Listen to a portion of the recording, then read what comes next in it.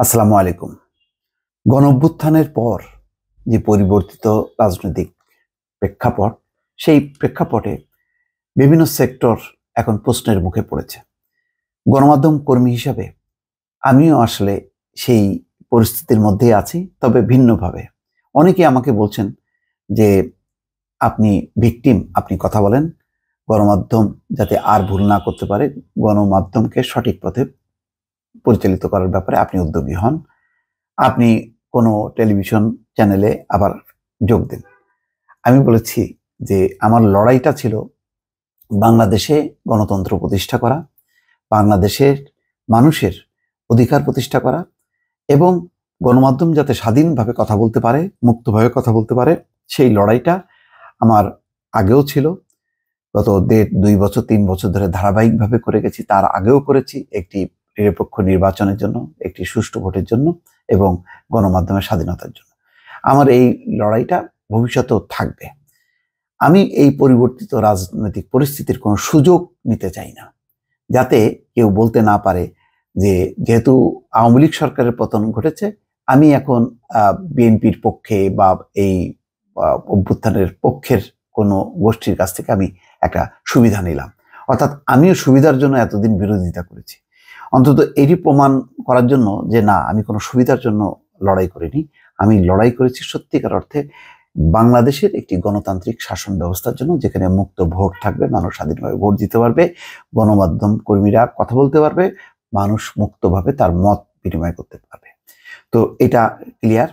আরেকটি কথা আসছে যে গণমাধ্যমের যেই সাংবাদিকরা ভুল পথে পরিচালিত করেছে, মিথ্যা তথ্য প্রকাশ করেছে, এই স্বৈরশাসনকে প্রলম্বিত করার ক্ষেত্রে যারা দালালি করেছে এক ধরনের শেখ হাসিনার, এবং গণভবনে তারা যে এই ধরনের আসর বসিয়েছিল, সেটা অনেকে বলছেন যে প্রশ্ন নয়, প্রশংসা করতে এসেছি অনুষ্ঠানে পরিণত করেছে। যে সমস্ত কিছু মানুষের নামগুলি উচ্চারিত করছে, আমি আর কি নাম বলবো, সেই নামগুলি তো মানুষের মুখে মুখে।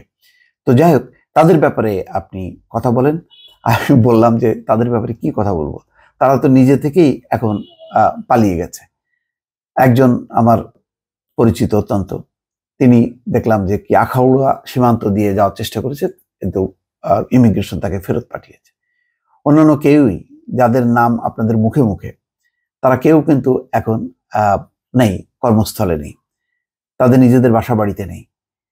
তাদের পরিস্থিতি আর আওয়ামী লীগের নেতাকর্মীরা যেভাবে দৌড়ে বেড়াচ্ছেন, তাদের পরিস্থিতি এক। কেননা শেখ হাসিনার সরকার বা শেখ হাসিনা সবাইকে দল বানিয়ে ফেলেছে, তার এই দলের অন্যায় শাসনের সাথে যুক্ত করে ফেলেছে, বেনিফিশিয়ারি করে ফেলেছে। এবং কিছু কিছু সাংবাদিক শুধুমাত্র এই দালালি করে, তদবির ব্যবসা করে কোটি কোটি টাকার মালিক হয়েছে। তাদের সম্পদ শুধু দেশে না, দেশে থেকে দেশের বাইরে আছে, বিদেশে তাদের বাড়ি গাড়ি সবই তথ্য দর্শক আমরা জানি। বাংলাদেশে কে কত জমি মালিক, কার ব্যবসা প্রতিষ্ঠান কি, কার টাকা কোথায়, এবং বিদেশে কারা কি অবস্থা করেছে, সব জানা আছে। এবং এরাই শেখ হাসিনাকে ঘিরে ধরেছে এবং এমন একটা ধারণা দেওয়ার চেষ্টা করেছে যে প্রেস ক্লাব আমাদের, সাংবাদিক সব আমাদের। এবং প্রেস ক্লাবে আমি একবার দেখছিলাম যে শেখ হাসিনার একটা অনুষ্ঠানে, বিএ ফিজো অথবা ডিউজের, সেখানে সাংবাদিক নেতারা যেভাবে বক্তৃতা দিচ্ছেন এবং সামনের সারিতে যেই সাংবাদিক নামের মানুষগুলো বসা আছে, তারা যেভাবে স্লোগান দিচ্ছে, আপনি যদি চোখ বন্ধ করে ওই জায়গায় দাঁড়ান, তাহলে আপনার মনে হবে যে এটা আওয়ামী লীগের কোনো দলীয় সম্মেলন বা সভা। ঠিক সেইভাবে নির্বাচন, প্রেস ক্লাবের নির্বাচন দেখি আমাদের সিনিয়র সাংবাদিকরা ঘুরছে প্রেস ক্লাবের ভিতরে বাইরে, সেটা হচ্ছে একদম দলীয় স্লোগানের মতন। অবাক, মানে গত 15 বছরে কি পরিমাণ অধঃপতন শুধু মিডিয়া সেক্টরে দেখলাম। এবং আমি স্বাধীন মুক্তভাবে কথা বলার দায়, আমি আওয়ামী লীগ বিএনপি কোনোটাই করি না, আমাকে পর্যন্ত সহ্য করতে পারেনি তারা। 2019 সালে এই আমাদের মিডিয়ার সাংবাদিক বন্ধুরা ডিজিএফআই-কে দিয়ে বাংলা ভিশনের মালিক পক্ষকে চাপ দিয়ে বলেছে যে হয় বাংলা ভিশন বন্ধ হবে, নাই তাকে রাখবেন, কোনটা চান। তো আমাকে বলার পরে আমি বললাম যে না, আমি থাকতে চাই না, প্রতিষ্ঠানকে বাঁচাতে চাই। তখন বললো আপনাকে ছুটি দিয়ে। আমি যে ছুটি দরকার নেই, ওই ছুটি দিয়ে আপনি একটু তদবির করেন। কাকে বলবো, কি বলবো, আমি বলছি, দরকার নেই। তারপর তারা প্রথমে আমাকে 2 মাস ছুটি দেয়, তারপরে আমাকে বিদায় নিতে হয়েছে। তারপর আমার কিছু ক্ষোভ আছে বাংলাদেশের মালিকদের ব্যাপারে, যে আমার যে পাওনা, যা আমার আমি পাওয়া উচিত, সেটা আমাকে বঞ্চিত করেছে। দেখ, সেই সংগ্রামটা আলাদা, সেই ব্যাপারে আমি প্রতিবাদ করেছি, আমি বক্তব্য রেখেছি, এবং এক ধরনের এই যে লুকোচুরি করা, এই মালিকানা নিয়ে, এগুলিও আমি প্রতিবাদ করেছি, যে এগুলি তো দরকার নেই, সরকার সবই জানে। সরকারের দরকার এখানে এটা বিএনপির মালিকানা নাকি কার মালিকানা, এটা দরকার। তার হলো আনুগত্য, সেই আনুগত্য প্রকাশ করেছে। এই বাংলা ভিশনও করতে বাধ্য হয়েছে, এনটিভি করেছে, RTV, আরো ন্যাক্কারজনক। RTV রীতিমতো ছিনতাই করেছে। সেখানে আশিক নামে, সৈয়দ আশিকুর রহমান নামে একজনকে বসে দিয়ে, একেবারে সে কোনো সাংবাদিক না, দেখা যেত সাংবাদিকতার কার্ড দিয়ে, এবং তারপরে আমেরিকায় যে সে মিডিয়ার মানে ক্যাটাগরিতে সে সেখানে লম্বা সময় থাকারও কাগজ বানিয়েছে। মানে এরকম করে যদি আমি নাম বলতে চাচ্ছিলাম না, এভাবে যদি মানে এক এক করে বর্ণনা করি, যে নামগুলো সবচেয়ে আলোচিত, এরা শেখ হাসিনাকে এমন ভাবে ব্রিফ করতো, রীতিমতো গণভবনের সংবাদ সম্মেলনগুলো একটা মানে বিনোদন, হাসি তামাশায় পরিণত করেছে। পেশাদারিত্বের একদম কবর হয়ে প্রথমে উঠেই তারা হলো দলীয় স্লোগান, মানে বক্তৃতা দিত প্রশংসা করে, তারপরে হয়তো প্রশ্ন কখনো করতো না, কিন্তু যেই প্রশ্নগুলি করার কথা সেই প্রশ্নগুলি তারা করতো না। তো আসলে এখন কি করা উচিত? আমি মনে করি এটার অবসান ঘটা উচিত।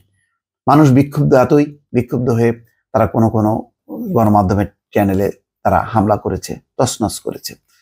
আমি এটার পক্ষে বিপক্ষে বলবো না, কিন্তু আমি মনে করি যে না, এই হামলা, এই তছনছ করা, এটা হয়তো সাময়িক ক্ষোভের বহিঃপ্রকাশ, বাট এটা উচিত না। কারণ আমি জানি 71 টিভি থেকে শুরু করে যেই টিভিগুলি সবচেয়ে বেশি সমালোচিত, সেখানের কর্মীদের একটা বড় অংশ, আমি তো যেতাম টকশোতে, বুঝতাম তো তাদের বডি ল্যাঙ্গুয়েজ দিয়ে, আমার সঙ্গে যখন নাকি তারা মোলাকাত করতো, বুঝতাম যে সবাই কিন্তু আওয়ামী লীগ না, এটা হওয়া সম্ভব না।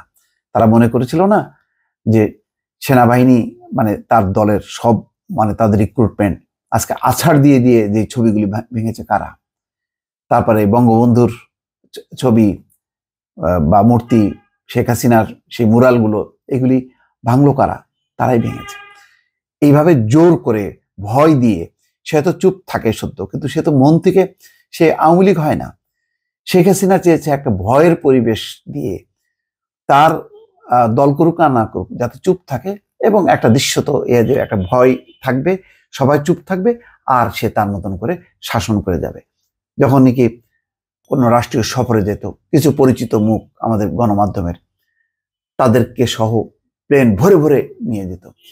এগুলির মধ্য দিয়ে গণমাধ্যমের পুরো মর্যাদাটা নষ্ট করেছে। গণমাধ্যমের যে একটা স্বাধীন সত্তা আছে, তারা যে প্রকৃত কথাটা মানুষের সামনে বলবে, সেই বলাটা পর্যন্ত বন্ধ হয়ে গেছে।